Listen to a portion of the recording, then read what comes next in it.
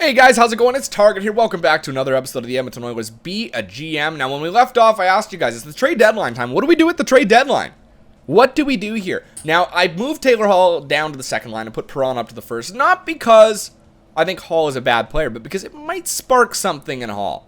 All right, it's worked for Perron this far. Maybe it'll work for Halsey. All right, we'll see what happens there. Now, in terms of what to do at the trade deadline, a lot of you guys want me to just hold fast, and I agree with you that. I think we should just wait out, see what happens this year. You know, we have been active in years past picking up Victor Hedman. That was one of our biggest acquisitions at the trade deadline. So this year, I think you're right. We should probably just leave it as is. No, we don't want to trade players. We want a trade block. We're going to see what they suggest. There you go. They still want us to get a starting goalie. I don't know why that is. Let's go to the trade deadline. Let's see what happens. I feel like we can finish out this year really strong. Continue. We already set our trading block. We don't need to do anything more. Phoenix is the last game, and we lose 5. Jesus. And that was in overtime, I believe. No, I think that was regulation. Yeah, it was regulation. Okay, here we go. Trade negotiations. All right. We have no other phones. It's because of our thing dropped. Ryan Miller got traded. Okay. We got no offers. No offers coming through. I mean, we can only get one call at a time. Yeah, I didn't think we were going to get any trades. I don't think we're not offering anything anybody wants. Oh, New York Rangers are calling. They want the first and Nicholas Waugh for Rick Nash. Interesting trade. An 88 overall power forward. I mean, he would be playing the second line is what it would be. And then we'd move David Perron. But, I mean, he hasn't been doing really well this year at all. 45 points. I don't know that. He's 32 years old. He's still, he's still in his prime. He's still a solid player. But our first for this year, actually, that's a lot. Actually, we're getting a lot of value back on this. Nicholas Waugh, 3.5 yellow stars. He's probably never going to be there. It makes you wonder, do you make a trade like that? I don't need Nash. Now, what's Perron's value? Is it the same as the first? It's pretty close. Like, David Perron and Nick Waugh for Rick Nash might be good, but no. I'm going to say no. I'm going to say no. All right. That's okay. That was actually one of the best offers we've ever gotten at the trade deadline. And you might see another one here. Ales Hemsky for a second. They got him as a second line player? Yeah, second line forward, right wing. Yeah, he doesn't provide anything more that Yakupov does. And we'd have to give up Mraz and a second. I'm not willing to do that. So we'll hang up, and that'll end the trade deadline. There's going to be some guys that are waived. Probably nobody with just one guy. Brian Dumoulin. He's, I guarantee you, he's got nothing. Oh, he's 3.5 red stars. Brian Dumoulin? Sure, why not? Let's put him in the minors. All right. Perfect. Dumoulin, we've got him. Okay, so I'm going to sim just to the 15th. All right? That's how many games? There's a few games here. 1, 2, 3, 4. That's five games. And if Perron can't produce or Hall can't produce and we lose all these, or we get in too big of a losing streak, I'll switch it back around. But I feel like we could do it. We can do it. Come on, guys. There you go. There's a 3. And Perron scored on that top line. I don't know. Let's see if Halsey can do the same, playing on the second. Oh. Scout. All right. Couple top 10s in the O. We know about that. We were scouting that. Goalies. Any good goalies anywhere? Let's check the WHL. There's a first rounder in the queue. There's a top 10 in the United States. Let's scout there for 2 weeks. All right. Scout there for 2 weeks. 15th. So I said we give him 5 games test. We'll see what happens. We won the first one there with Perron. We lose that one. We only let in 1 goal, though. We just couldn't score. So that's not Gibson's fault. That's the scoring line's fault. That's not a good sign right there. There you go. There's a 3-1 win. Nugent Hopkins is producing. And for all we know, Hall is scoring right now that he's playing with that second line. And it looks like Helms plus minus is dropping. Oh, there's a win there, too. Now Darren Helms back in there. Back in the talks. And here is Vancouver.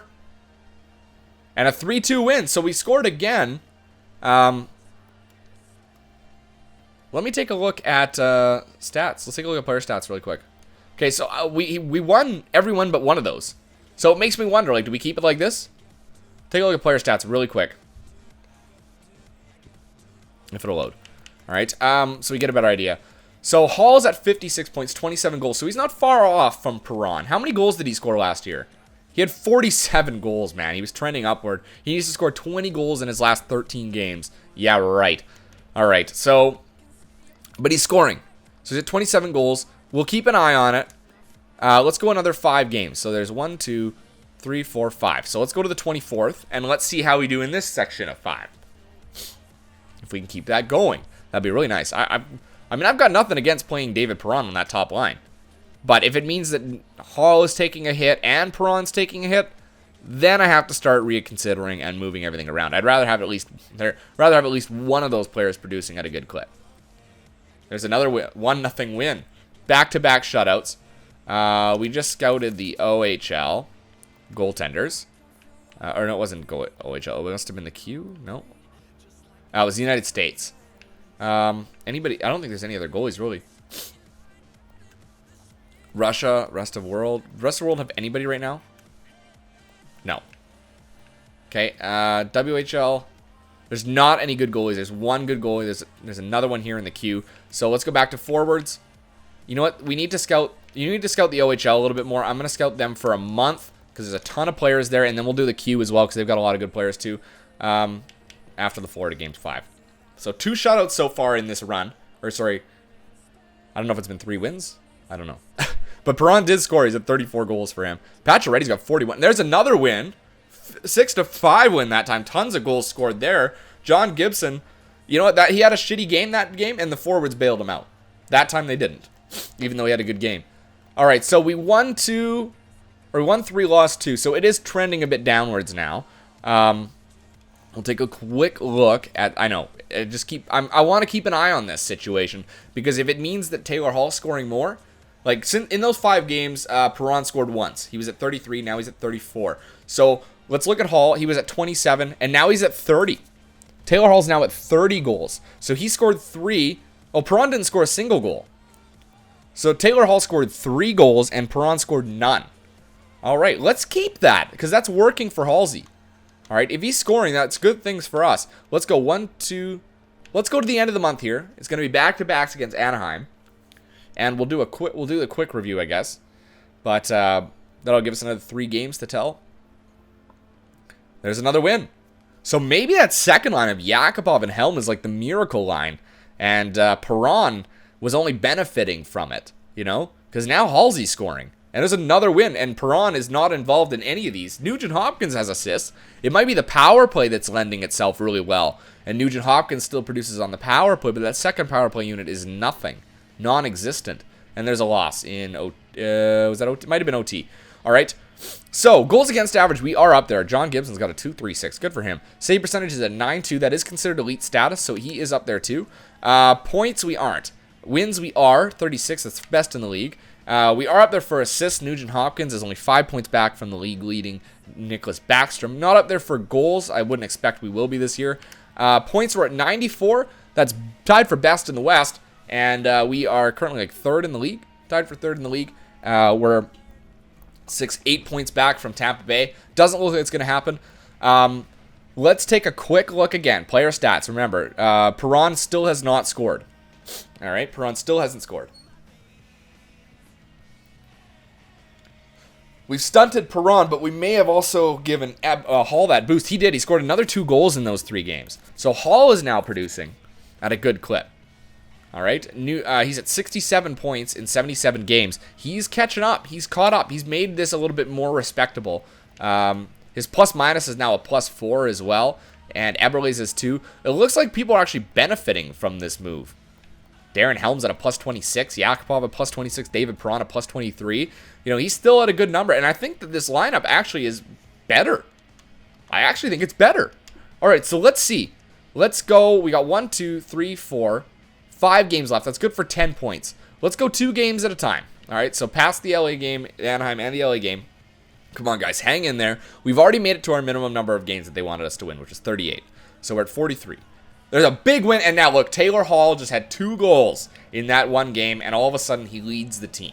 So that either the power play has really kicked it up a notch, or Darren Helm and Neil Yakupov are like the ultimate teammates for Taylor Hall. It could be that too. All right, so there's 2 wins in a row with Taylor Hall doing it. Let's go and let's finish it off. Let's see how he might get to 40. If he can score 6 goals, and that's 2 goals per game, he's not going to get it. He needs to score 2 hatties here in order to get to 40. Come on, Hall. Have a good finish to the season, dude. Have a good finish. Calgary, come on, they've had a number. We lose to them again in regulation, too. One more game. Halsey, 6 goals in this final game against Colorado. You can do it, boys. Come on. There you go. Come on. And a 4-0 loss. Nobody's going to score. Okay. So, we finished the year goals against average John Gibson at a 2.37. All right. And a 9.20 goals or save percentage. Wins, he's number 1.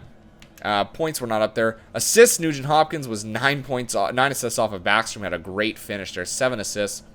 Ovechkin at 52 goals. Crosby had 60 goals this year. Jesus H. Christ. We finished here with 100 points. That's not going to be the President's Trophy. Looks like Tampa Bay is going to win it this year. And even St. Louis at 103 points. And Chicago. So we tied with Chicago. Now, let's take a look at Stat Central. Team standings. I believe everybody's probably finished. Yeah. We finished 6th in the league in points. That's not bad at all. Our goals for per game were 299. We dropped to 7th. Goals against 255. That got much better towards the end of the year. Our power play at 6th place at 20.5. And our penalty kill still stayed at an 83%. So that's pretty good. We're at 11th for that. Okay. Player stats. Now, this is going to be telling here. Much weaker year for everybody, you know. I think that this was a year that we needed everybody to be strong, and nobody was strong. But we pulled through and made the playoffs. We stand to be a much better team. Nugent Hopkins put up 75 points this year. That's well off of, what was it, 80? 84. He's 9 points less, and his plus-minus is dropped tremendously. That's a 26 plus-minus difference. Taylor Hall only put up 69 points. He still finished in the black, but 18 was last year. Yakupov at 65 points. He had a great year. The best year he's ever had in an Oiler uniform. And he put up the same number of goals as last year, but a plus 28. What a year for him. And David Perron put up one more point than last year, but a plus 23. And he was a goal-scoring machine for us. Jordan Eberle, 63 points. Yeah, you know what? It's a little bit below for him. He could have been better, and his plus-minus was shite. Darren Helm, 56 points. Best year he's had with us. Plus-minus is insane at 27. That's crazy. Victor Hedman had 45 points this year. That's way less than last year, but about the same as the year before. Plus-minus, -4. Oscar Klefbom had 42 points, his best NHL year. It's only his second one, that's why. Well, third, technically. And he had plus 15. Justin Schultz had 39 points this year. It's a bit of a drop from the last two where he put it close to 50. Plus 3 is okay, but not as good as last. Zach Smith had 25 points for us. That's pretty good, playing the 4th line. Martin Rinchin had 24 points and a plus 10. Good for him. That's the best year for him. Justin Abdelkader had 24 points, a -4. He played the same position as last year, but you can see that, you know, he put around the same one, but that third line just didn't get things done. Roman Horak finished with a -4, 21 points. That's his best NHL year yet. Playing the 4th line yet, too. Steve Downey had 20 points. That's a little bit less than last year, and the plus-minus is a huge difference. That third line was not good. Boyd Gordon, yeah, even he finished with a -1, which is uncharacteristic for him. He had, well, I mean, I wouldn't count these 2 years. I would count this year as his first kind of year to push forward. He finished with a +9 with 23 points that year. Prust had 16 points and a +1. Pretty good for the 4th line. Fane had 14 points and a +13. Good for him on defense. And Stewart, these guys are shutting guys down. They had a +13 as well. 6 points. That's his job. That is Stewart's job right there, to shut guys down. That's what he's supposed to do. I'm not worried about it. All right, goalies. John Gibson finished with a 237 goals against and a 9199 save percentage. That's pretty much 9-2. 9 shutouts for him. Good for you there, buddy. Now, we traded away Scrivens and Harding to Anaheim, so maybe it might be interesting to take a look at Anaheim and see how those two guys did. All right, so Scrivens was the starting. Actually, you know what? It looks like Scrivens. Yeah, no, he was not. It looks like they split duties. Actually, it's pretty close. Frederick Anderson had the boost. They're both 84 overall. Scrivens put up a 9.256. 9.256 had 5 shutouts and playing half the time that John Gibson did. So Ben Scrivens had a great year playing with Anaheim, probably because they've got really good defense. Cam Fowler put up 44 points this year. I mean, if you look at like all skaters, I mean, Corey Perry had 94 points this year, 49 goals. Like, what do you say to that? You know, so, I mean, those guys are doing. Emerson Edom, 88 overall sniper. Silverberg, 87 overall sniper. Those guys are a perfect tandem. And alongside Ryan Kessler, good God, get out of here. You know, that's nasty. Anyway, guys, that's pretty much it. I will take a look here. There's no time to get into the playoffs. We're going to leave it for next time. But I do want to take a look at that player growth to see if there was any, or progress report, see if there's anything more to be added. It looks like it's all the same. Well, oh, Boyd Gordon actually had a 1. What happened to him? He went down defensively. It went down to an 84 from an 85, so Boyd Gordon was actually negative. Mark Stewart, he probably went down too. Yeah, he dropped down in acceleration and aggressiveness. And then Victor Hedman, he's gone up in the shot power and wrist shot accuracy, passing, puck control. He also went up in shot blocking, so that's good for him. If I look at the AHL, you can see that there's a couple guys that, yeah, Braid's still in 86. Lander went up. Did he drop or go up? He went up 1 in endurance. Good for you, Lander. Nothing for Draisaitl. He might go up in the offseason. Goalies, Igor Bobkov. He's playing in the NHL. Why is he playing in the NHL? Oh, because we made that trade. Shit, are you kidding me? He played in the NHL the whole time. These guys didn't go up at all. Oh, that's rookie goalies. Hold on. Goalies. AHL, no. John Gibson, actually, his original overall was an 88. He's now doing 87. He dropped on the 5-hole. How the hell did that happen? He started the year at 86 or 87. So where was he 88? When the hell was he 88? And Tokarski, he's maxed out now. He's 81 overall. He's a solid backup. So it is what it is. You know, it wasn't the best year for us. We could have been much, much, much, much better. But it only means that next year will be that much better, okay? So I'm going to leave it there, guys. Thanks for watching this episode. Until next time, I'm Target Audience, and I'll catch you guys out on the ice.